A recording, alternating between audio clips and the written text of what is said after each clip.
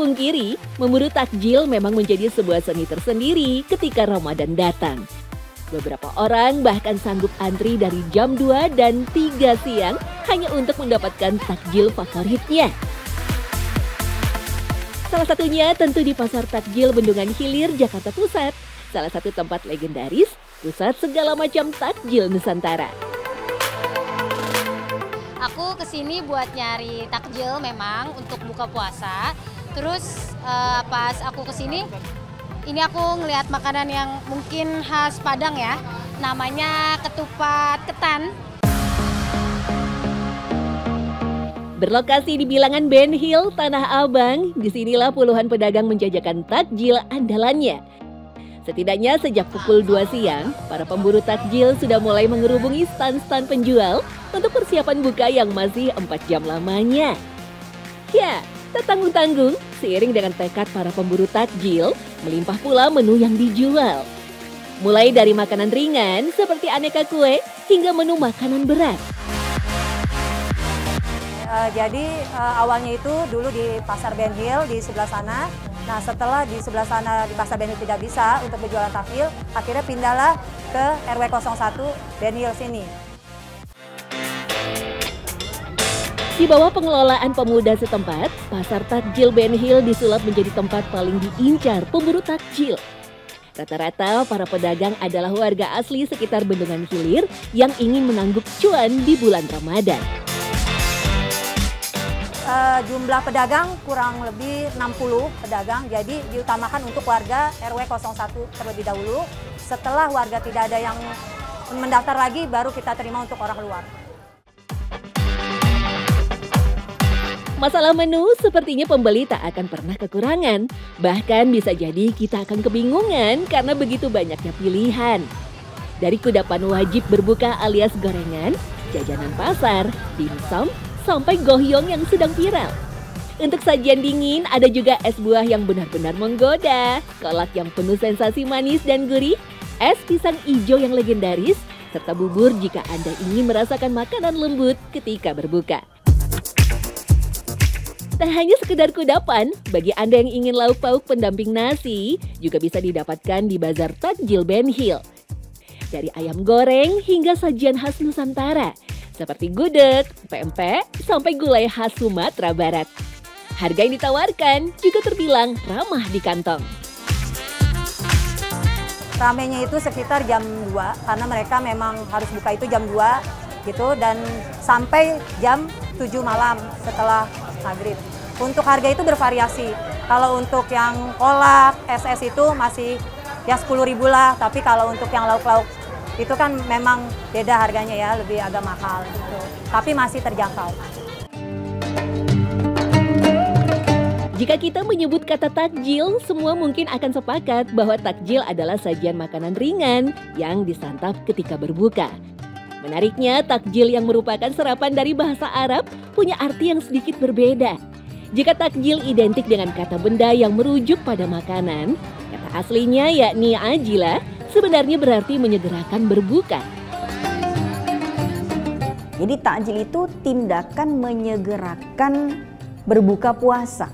Seperti dalam satu hadis yang disebutkan, la yazalun nasu bi khairin ma'ajjalu al-fitr. Tetaplah seseorang itu berada dalam kebaikan, seseorang itu masih berada dalam kebaikan kalau dia itu menyegerakan berbuka. Ajjalu al-fitr. Ya, dalam beberapa riwayat, Rasulullah memang sangat menganjurkan untuk segera berbuka dalam arti membatalkan puasa ketika waktu maghrib. Dalam sebuah hadis, istri Nabi sekaligus Ummul Mukminin, Aisyah radhiyallahu anha menyebut bahwa Nabi selalu menyegerakan berbuka dan mengakhirkan sahur. Salah satu favorit Nabi untuk membatalkan puasa adalah air putih dan juga kurma. Orang begitu adzan masuk waktu maghrib, dia minum air, makan kurma, makan nasi 2 piring, itu juga termasuk takjil sebetulnya. Karena dia tidak menunda pelaksanaan buka puasa. Nah, tidak terlalu menunggu-nunggu lama untuk berbuka puasa. Lantas, bagaimana istilah takjil ini menjadi berubah dari kata kerja yang berarti menyegerakan menjadi kata benda yang berarti makanan?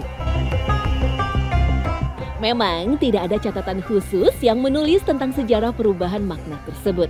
Tetapi dari catatan lain, waktu berbuka puasa adalah saat di mana banyak masyarakat di Nusantara berbagi makanan untuk membatalkan puasa. Catatan dari Snook Hurgronje misalnya. Pemerhati Islam di era kolonial menyebutkan, saat mengunjungi Aceh di akhir tahun 1800-an, masyarakat Aceh telah menyiapkan menu berbuka puasa yang diperuntukkan oleh siapapun yang membutuhkan. Dalam jurnal berjudul The Acehers tersebut, menu favorit kala itu adalah Ibu Pedah atau bubur pedas. Uniknya, Snook juga menyebut kata takjil dalam jurnalnya tersebut. Tak hanya di Aceh saja, tradisi berbagi bubur juga dilakukan di Jawa Timur. Bahkan salah satu pelopornya adalah Syekh Maulana Makdum Ibrahim alias Sunan Bonang. Warga Kabupaten Tuban biasa memasak bubur suro yang akan dibagikan secara gratis ketika berbuka. Bubur yang hanya bisa dinikmati setiap 1 tahun sekali ini tradisinya abadi sejak ratusan tahun lalu.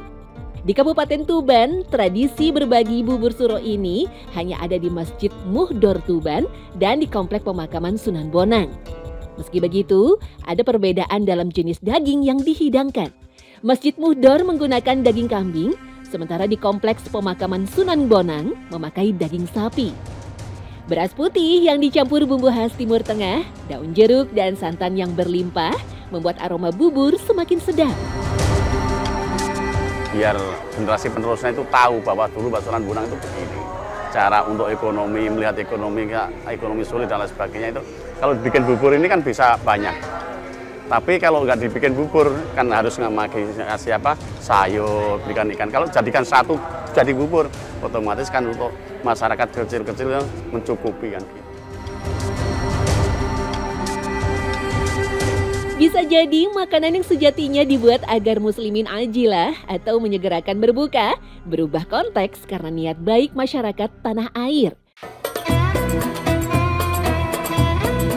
Berbagi makanan pembatal puasa memang punya keutamaan tersendiri di mata Allah. Bahkan jika mau berhitung pahala, mereka yang memberikan makanan berbuka kepada yang puasa akan mendapatkan pahala yang sama persis. Maka orang yang memberikan makanan itu akan mendapatkan pahala persis seperti orang yang berpuasa yang menyantap makanan yang kita berikan tanpa mengurangi pahalanya dia. Jadi misalnya nih, ada seseorang lagi puasa, saya lagi haid nggak puasa misalnya. Terus saya ngasih buka puasaan ke dia, nasi kotak, nasi apa, mungkin takjil juga ya kan. Kemudian dengan makanan yang saya berikan kepada dia lalu dia makan. Dia membatalkan puasanya dengan makanan yang saya bagikan ke dia. Dia menghilangkan rasa laparnya dengan makanan yang saya berikan kepada dia. Maka saya mendapatkan pahala persis seperti puasa yang dia lakukan seharian tanpa mengurangi pahalanya dia. Jadi pahala dia itu kayak di-cloning buat saya. Terlepas dari itu semua, yang patut diingat adalah sebaiknya kita tidak berlebih-lebihan dalam segala hal, termasuk menyantap ataupun juga berburu takjil. Jangan sampai lapar dan nafsu mata membuat kita tidak sadar diri dan justru membuang makanan sisa ataupun berlebih. Semoga kita selalu terhindar dari perilaku mubazir.